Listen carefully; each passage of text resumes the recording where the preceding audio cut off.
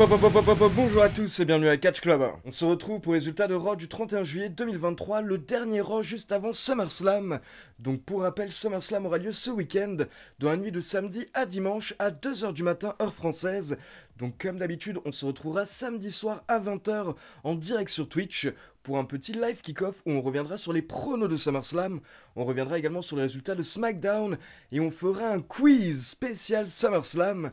Et ensuite, quelques heures plus tard, on se retrouve à nouveau à 2h du matin, donc dans la nuit de samedi à dimanche, pour le live réaction, où comme chaque mois, je vous commenterai le pay-per-view en direct. Donc c'est parti, le show démarre avec l'entrée de Logan Paul, qui est détesté par la foule.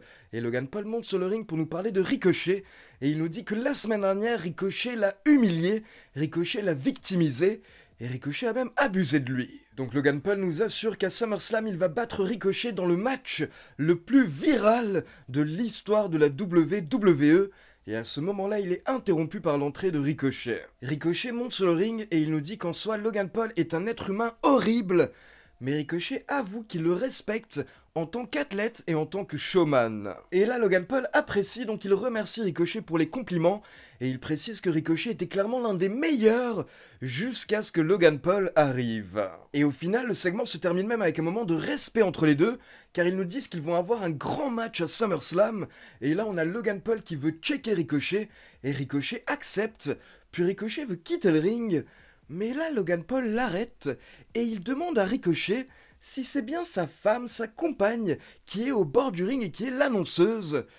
Et Ricochet confirme que c'est bien sa compagne, Samantha Irvin. Et directement, on sent que Ricochet n'apprécie pas, mais là, vous avez Logan Paul qui pique Ricochet, et il dit qu'il espère que Ricochet ne va pas le prendre mal quand sa femme va annoncer Logan Paul en tant que vainqueur à SummerSlam. Donc forcément, Ricochet pète un câble, il attaque Logan Paul, ça part en bagarre, et là vous avez Ricochet qui tente un springboard, il se retrouve en l'air, mais Logan Paul l'accueille avec une énorme droite, avec sa main qui, je le rappelle, est censée avoir une plaque de titanium. Les commentateurs nous le rappellent au passage, donc Ricochet se retrouve KO. Et petite remarque pour souligner à quel point Logan Paul est bon en tant que heel, car plus le heel est bon et détesté, plus le face va être adoré et acclamé par la foule.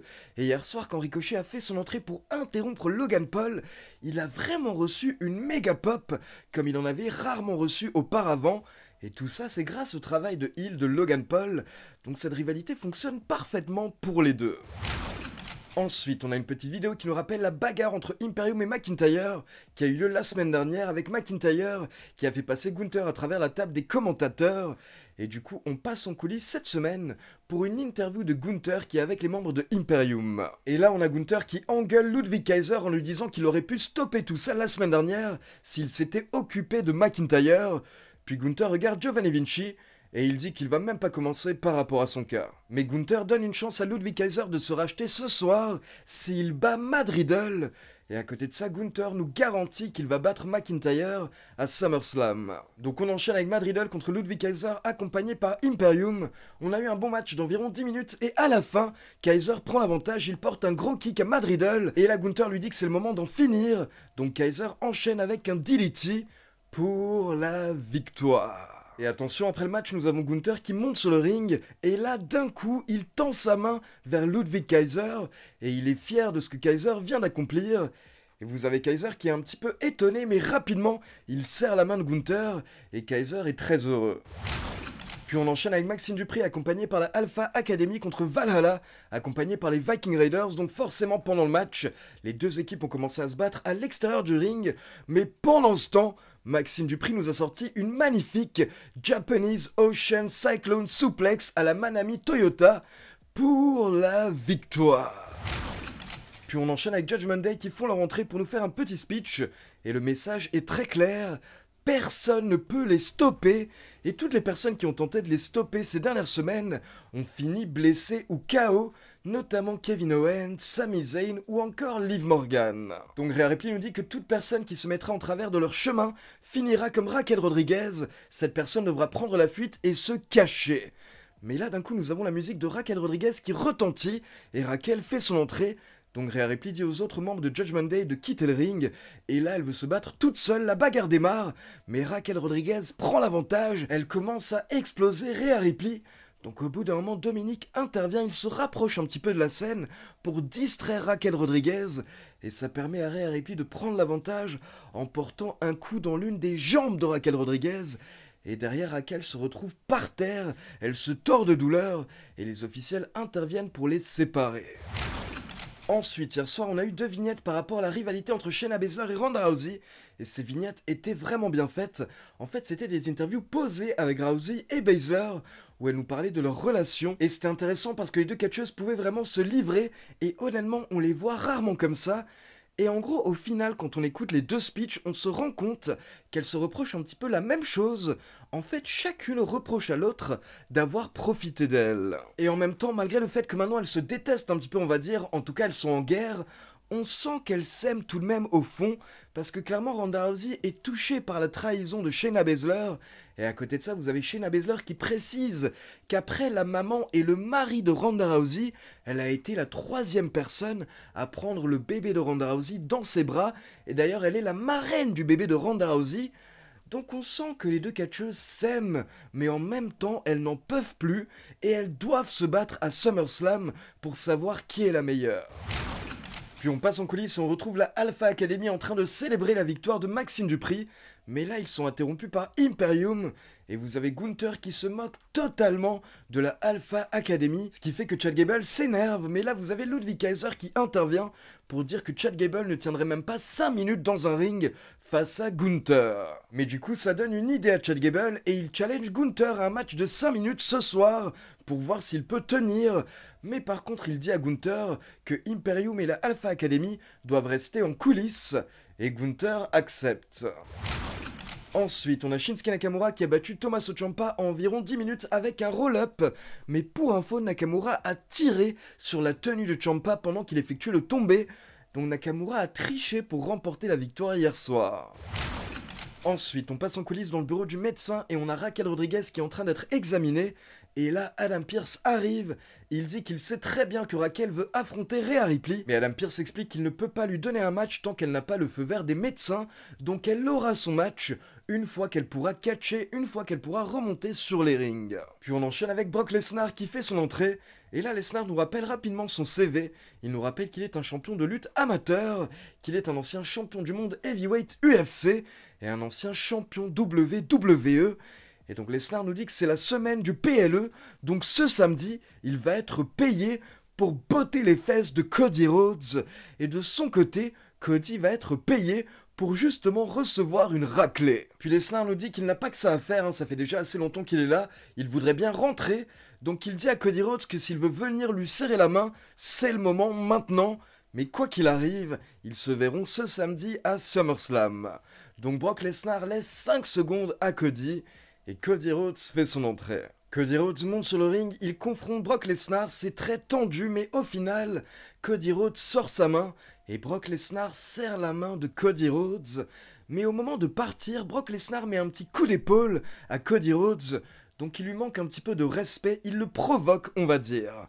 Et là, Lesnar sort du ring, mais Cody n'apprécie pas, donc au final, Cody s'élance dans les cordes, et il saute par-dessus les cordes sur Brock Lesnar. Mais c'était une mauvaise idée de la part de Cody Rhodes car rapidement Brock Lesnar reprend l'avantage et là il jette Cody contre le poteau de coin de ring, contre les escaliers.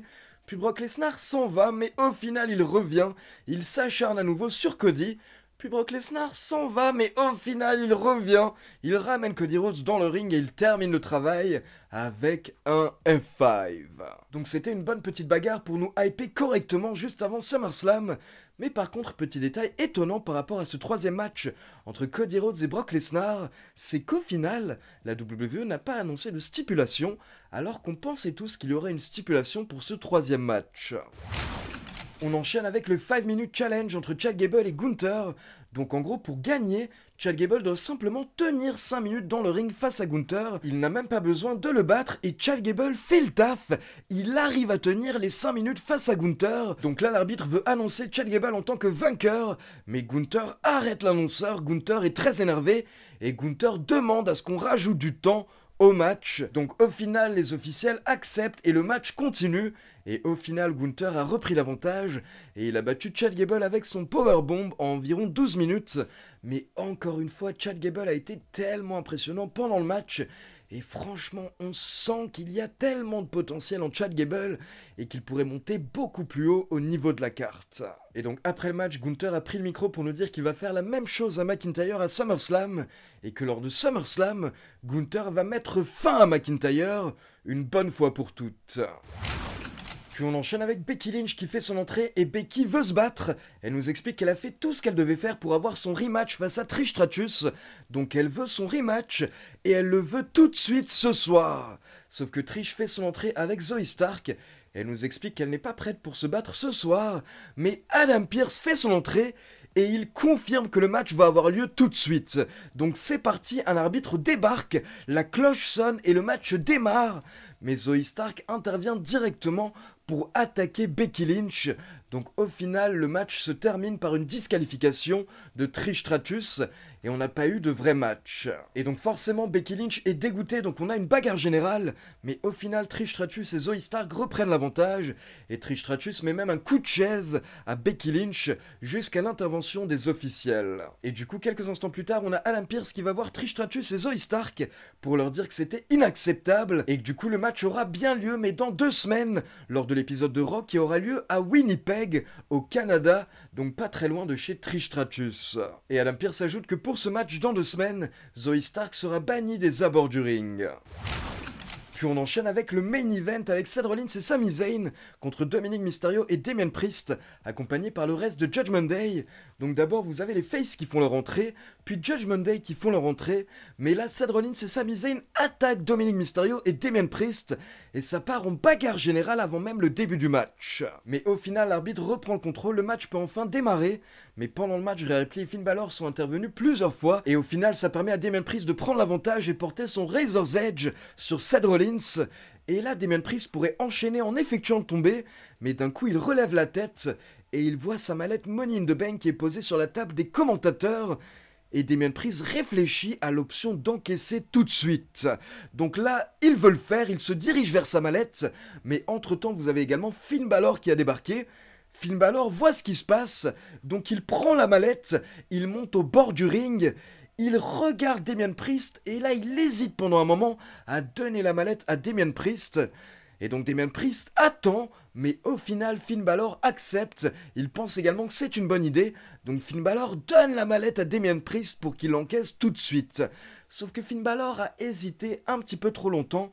Et donc quand Damien Priest se retourne, il se prend un super kick de Seth Rollins. Et il se prend même la mallette dans la gueule. Donc là les faces reprennent l'avantage. Sami Zayn se débarrasse de Finn Balor avec un Helluva Kick. Et Seth Rollins termine le travail avec son stomp sur Damien Priest pour la victoire.